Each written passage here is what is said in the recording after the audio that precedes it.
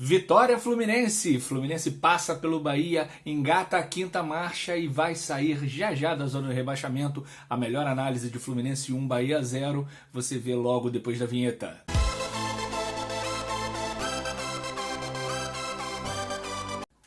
Fala galera, saudações tricolores, tudo bem com vocês? Claro que tá, depois de uma vitória, uma goleada por 1-0, são 4 goleadas por 1-0 seguidas no Campeonato Brasileiro, e isso é muito importante, porque está nos tirando, né, do tenebroso Z4. O Fluminense agora está na porta de saída, a 1 ponto do Vitória, que tem um jogo a mais que a gente. Então o Fluminense tem todas as chances possíveis e imaginárias de sair logo dessa zona de rebaixamento e continuar crescendo na tabela, chegar na primeira página e, volto a dizer, terminar o campeonato ali em 5º, 6º, 7º lugar, que é o lugar, não é nem o que o Fluminense deveria estar. O Fluminense deveria estar brigando pelo título, afinal é o campeão da Libertadores e campeão da Recopa.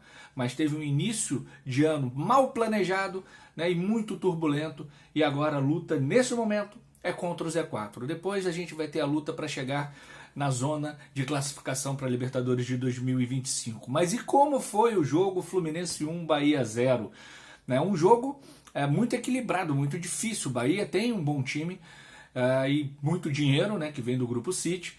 E o Fluminense fez um jogo seguro, um jogo soberano, eu diria. Né? O Bahia teve sim as suas chances no primeiro tempo, inclusive a primeira chance foi do Bahia. Né? O Thiago Santos tenta chutar uma bola, bate, rebate, sobra para o Everton Ribeiro. O Thiago Silva ganha na velocidade, né? Consegue encurtar a distância para o Everton, impede o arremate do Everton, que tem que tocar para o meio, e acho que o Everaldo chuta, o Fábio defende, dá o rebote e os dois trombam. Foi uma falta em cima do Fábio. Logo depois eles tiveram uma falta também cobrada de longe, o Fábio defendeu tranquilo, e aí o Bahia acabou no primeiro tempo.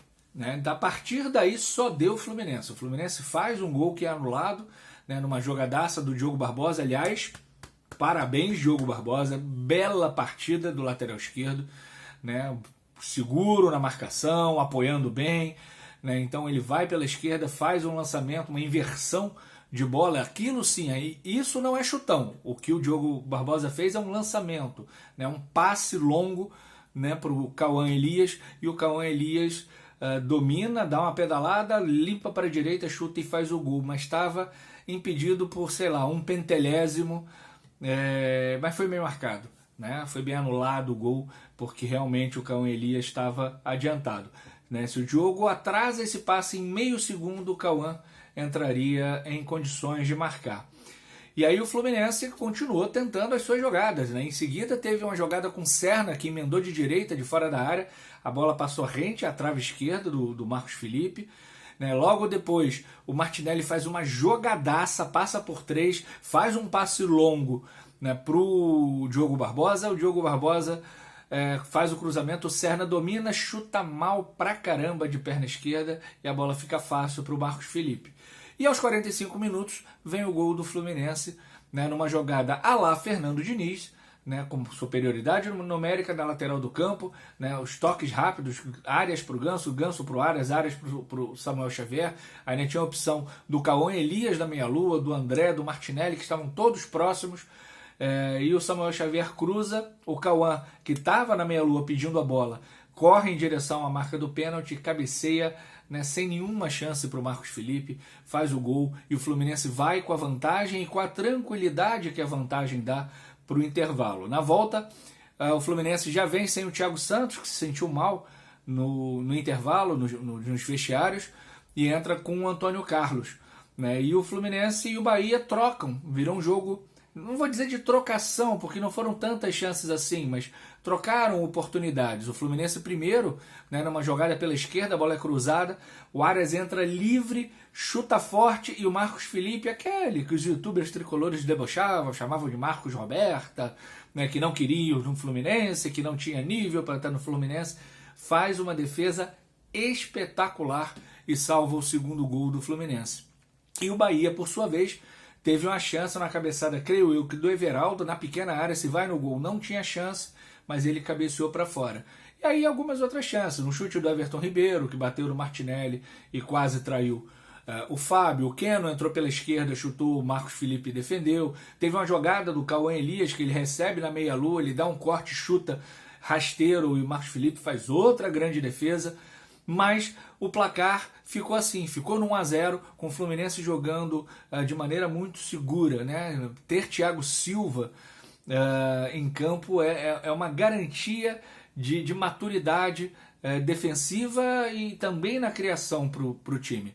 O Fluminense está conseguindo equilibrar, né, o mano-menezismo e o dinizismo. Tá, mentira, essas duas coisas são babaquices, né, de imprensa, de mídia, né, mas o estilo de jogo do Mano Menezes com o que vinha apresentando com o Fernando Diniz. E aí ponto para o Mano Menezes, que disse que seria assim e realmente está sendo assim. Se por um lado a saída de tiro de meta normalmente não é mais curta, embora ainda faça eventualmente, ainda mais aproveitando o Thiago Silva, que é um cracaço de bola, né?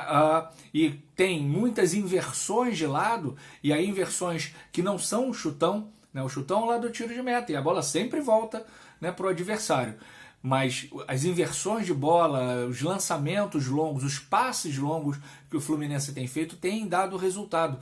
Por outro lado, né, o Fluminense também continua fazendo as jogadas que fazia à época de Fernando Diniz, como no caso do gol do Cauã Elias, né, a superioridade numérica na lateral do campo, o toque de pé em pé, chegando ao cruzamento que deu no gol do Cauã Elias. Então o Fluminense vai trilhando aí um caminho muito interessante, né, num jogo muito soberano, muito firme, muito seguro, né, para conseguir as vitórias, não só para escapar do Z4, mas para chegar lá na primeira página da tabela de classificação. Ainda faltam 18 jogos, como eu disse, o Fluminense tem 20 pontos, um a menos que o Vitória e o Grêmio.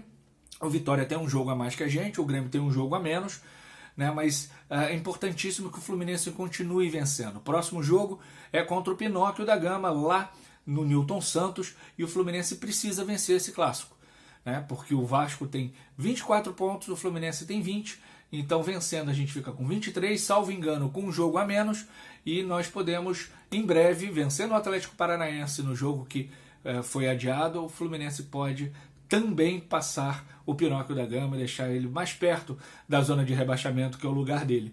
Então o Fluminense vai ganhando consistência. Obviamente todos nós sabíamos que a estreia do Thiago Silva, que o retorno do André e uma redução das lesões e obviamente com a saída do Douglas Costa, ainda falta mais gente a ter contrato rescindido, é verdade, o Fluminense ganharia corpo independente de quem fosse o técnico. Mas o técnico hoje é Mano Menezes e todo tricolor tem que apoiar o Fluminense e apoiar o Mano Menezes. Isso não significa não criticar, né? Como ontem, por exemplo, mais uma vez recuou o time nas substituições, né? Mas está conseguindo as vitórias, né? O elenco está conseguindo as vitórias junto com o trabalho do Mano. Não é só o Mano, não é só o time, como não era só o Diniz e não era só o time quando ganhava. Quando perdia, aí os youtubers diziam que era só o Diniz o problema.